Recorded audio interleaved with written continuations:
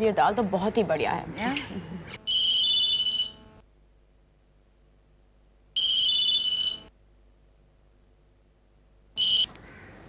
Hello जी रघु, यहाँ तो चमत्कार हो गया। मैं आपसे मिलना बड़ा जरूरी है। ठीक है, बाद में शाम को। अभी अभी? ठीक है जी, मैं इंतजार करता हूँ। वंदना, एक ज़रूरी मीटिंग आ गई है, मुझे अभी जाना होगा। जरूरी मीटिंग? या आई एम रियली सॉरी, लेकिन मैं पर मीरा, इतना सारा खाना। मैं कल फिर आ जाऊंगी ना, डोंट वरी। Bye bye.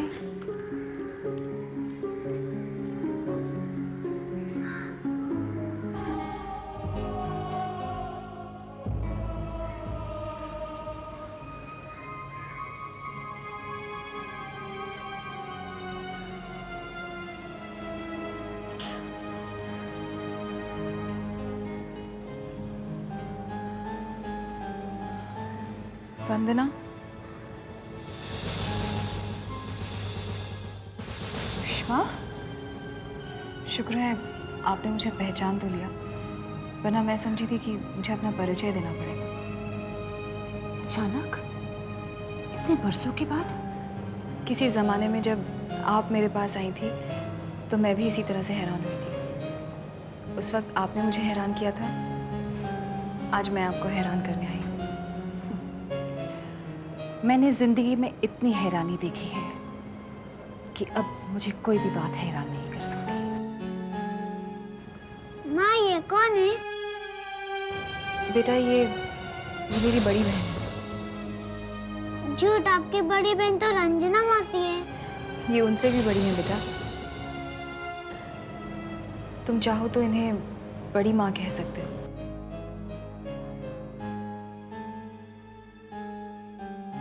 बड़ी माँ, आप गुस्सा तो नहीं होगी ना मैं आपको बड़ी माँ कहूँगा तो? नहीं बेटा, मुझे गुस्सा नहीं आएगा। आप हमारे साथ रहेंगे? छोटी माँ से पूछना पड़ेगा। क्यों छोटी माँ? बहुत बोलता है। चलो तुम बाहर जाकर खेलो।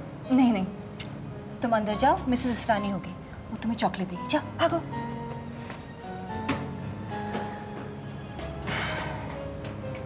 मेरी जिंदगी में ये सावन का झोंका कहाँ से ले आई तुम? कहीं तुम मेरा मजाक तो नहीं उड़ा रही हो? नहीं वंदना, मुझे तो आपकी मदद चाहिए। किसी ज़माने में जो आप मुझसे मांगने आई थी, आज मैं खुद आपको देने आई हूँ। वंदना, वंदना, मेरे बेटे को अपना लो, उसे अपनी हिफाजत में ले लो।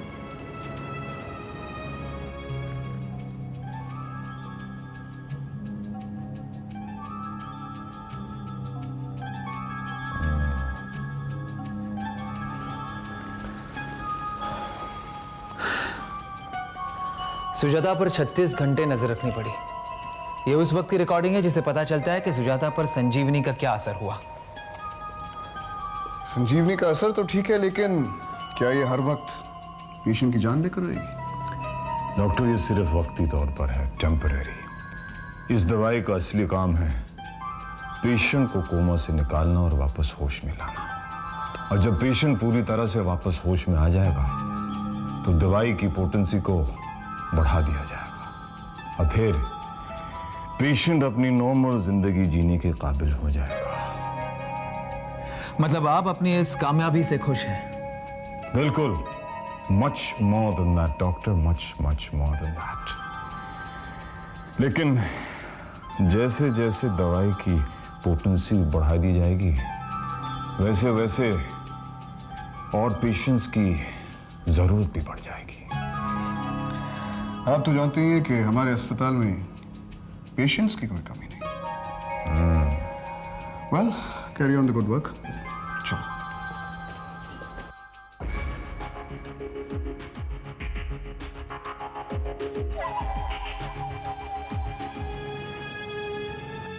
ये क्या कह रही हो तुम?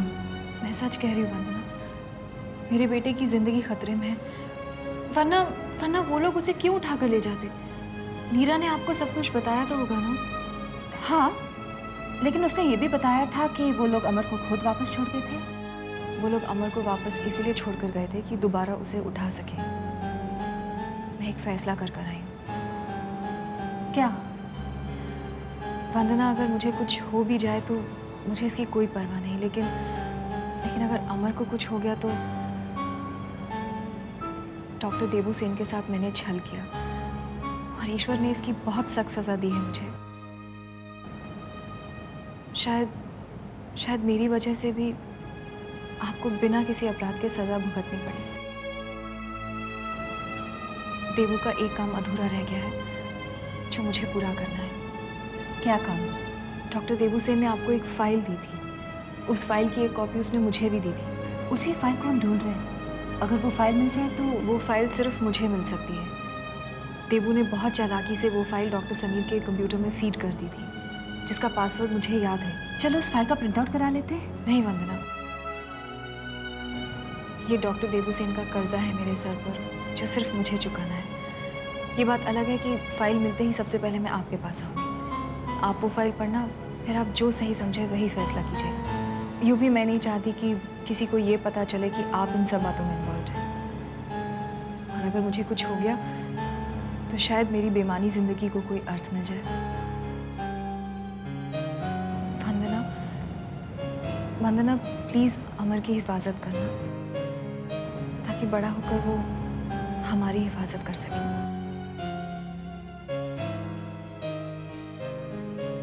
बढ़िया बुढ़ी में चॉकलेट मिल गई। चॉकलेट मिल गई? आजा। छोटी माँ, बड़ी माँ का घर बहुत अच्छा, हम इसी घर में नहीं रह सकते? हाँ बेटे, हम सब मिलकर यहीं रहेंगे, ओके?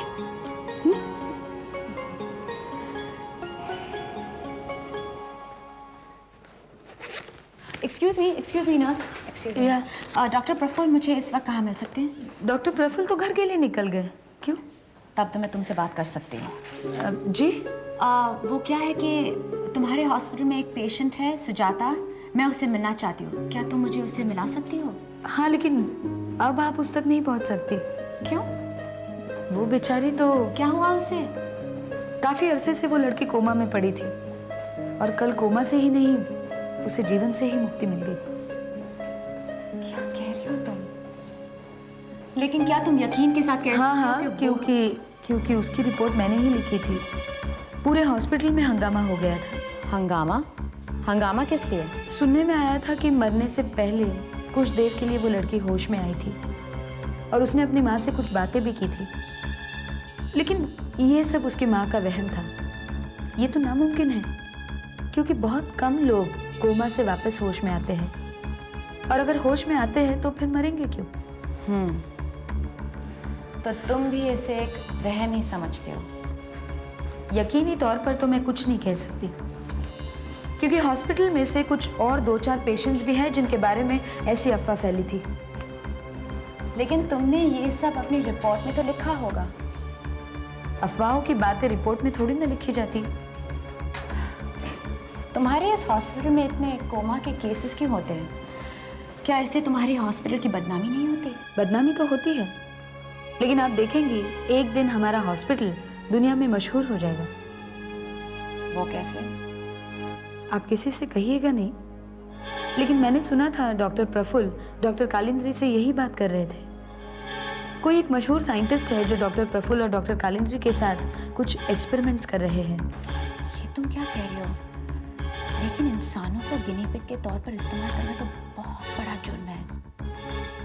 और ये जिसे तुम साइंटिस्ट कह रही हो, क्या वो भी यही काम करता है?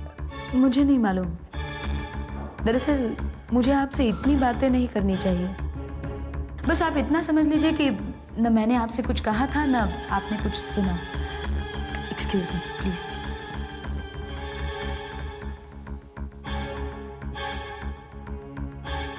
क्राइम टाइम की तरफ से नीरा मेहदी का अपने दर्शकों को नमस्कार। The latest on the Malhotra hospital case. आज वहां फिर से एक मरीज की मृत्यु हो गई। इस बार पेशेंट थी एक नौजवान 18 साल की लड़की सुजाता। 10 महीने पहले सुजाता अपेंडिक्स के इलाज के लिए मल्होत्रा हॉस्पिटल में एडमिट की गई थी, लेकिन पिछले 9 महीनों से वो कोमा की शिकार बन गई थी। और आज वो मौत के अंधेरे में कहीं गुम हो गई है। हम ये पूछना चाहते हैं कि इन मरीजों की मौत का जिम्मेदार कौन है? एक नौजवान लड़की जिसने अपनी जिंदगी की न जाने कितनी बहारें देखनी थी, अचानक उसकी सांस की डोर कट जाती है और उस पर कोई दो आंसू बहाने वाला नजर नहीं आता। अपेंडिसाइटिस जैसे मामूली बीमारी का कोमा के साथ क्या संबंध है? ये जवाब तो हमें अस्पताल वाले ही दे सकते हैं। लेकिन हमारे चैनल के विश्वस्त सूत्रों के अनुसार हमें यह भी पता चल गया है कि मल्होत्रा हॉस्पिटल के मरीजों पर तरह तरह के अनजाने एक्सपेरिमेंट्स किए जा रहे हैं। क्या सुजाता का कोमा में जाना इसी एक्सपेरिमेंट का भयानक नतीजा है? ये भी सुनने में आया है कि मरने से पहले सुजाता कुछ पल के लिए होश में आई थी और उसने अपने माँ के साथ बात भी की थी, लेकिन अस्पताल के अधिकारियों का कहना यह है कि ये उनकी माँ का वहम था। हमारा सवाल ये भी है कि सुजाता के होश में आने को वहम क्यों कहा जा रहा है? क्या अस्पताल के अधिकारी अपनी इन काली करतूतों को छुपाना चाहते हैं? क्या वो छुपा पाएंगे? हमारी इन्वेस्टिगेशन जारी है, देखते रहिए क्राइम टाइम। वंदना, ये अस्पताल तुम्हारा है और यहाँ पे जो कुछ भी होता है उसकी जिम्मेदारी तुम्हारी है। तो क्या ये ज़रूरी नहीं है कि यहाँ पे जो कुछ भी हो रहा है उसकी जानकारी तुम्हें होनी चाहिए? इतने बड़े हॉस्पिटल में क्या कहाँ होता है ये मुझे कैसे मालूम होगा? इतने बड़े हॉस्पिटल की स्टाफ भी तो उतनी ही बड़ी होगी। और फिर चेयरपर्सन के तौर पे, मतलब अगर तुम चाहो तो तुम स्टाफ भी बढ़ा सकती हो। अब देखो ना, कुछ मरीजों के कमरों में एक सर्किट टीवी रखा गया है जिसके जरिए मरीजों पर 24 घंटे नजर रखी जाती है। क्या तुम्हें इसके बारे में पता था? नहीं पता था, लेकिन अगर कैमरास रखे हुए हैं तो ये अच्छी बात है। डॉक्टर्स पेशेंट्स को मॉनिटर कर सकते हैं। हाँ, वो तो कर सकते हैं और ये भी पता चल सकता है कि अगर मरीज मरा तो वो कैसे मरा। मैं समझी नहीं। वंदना, सुजाता के कमरे में ऐसा ही एक सर्किट कैमरा था और उड़ती हुई खबरों से मुझे पता चला कि सुजाता के मरने से पहले वो कुछ पल के लिए होश में आई थी और उसने अपनी माँ के साथ बात भी की। लेकिन डॉक्टरों का कहना है कि ये सब उसकी माँ का वहम था। वहम था या सच था, कैसे देखा जा सकता है? सुजाता की मौत कैसी हुई, कैसे देखने के बाद ही मालूम होगा। एग्जैक्टली। वंदना, क्या तुम वो कैसेट देखोगी और मुझे बताओगी कि तुमने क्या क्या देखा? मैं आज ही देखूंगी और तुम्हें फोन करूंगी। Now please excuse me.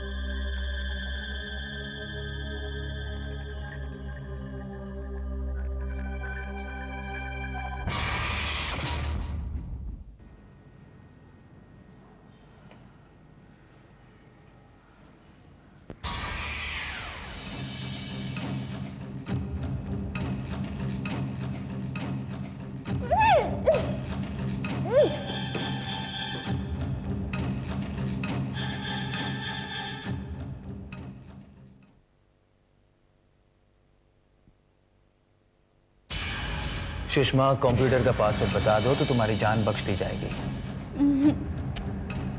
मैं तुम्हें बोलने के लिए नहीं कह रहा हूं, पासवर्ड लिख के बता दो और अपनी जान बचा लो। नहीं?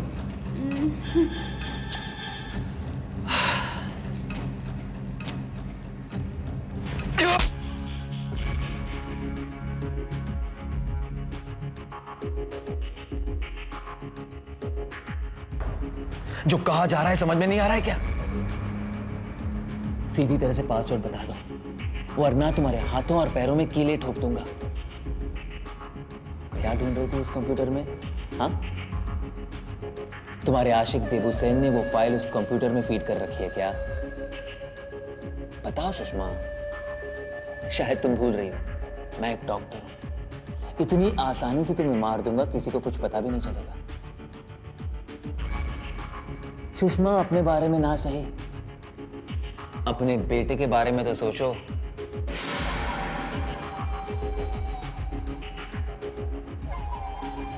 पासवर्ड बताओगे ना? कमाल है, बेटे का नाम सुनकर भी मां रास्ते पर नहीं आई।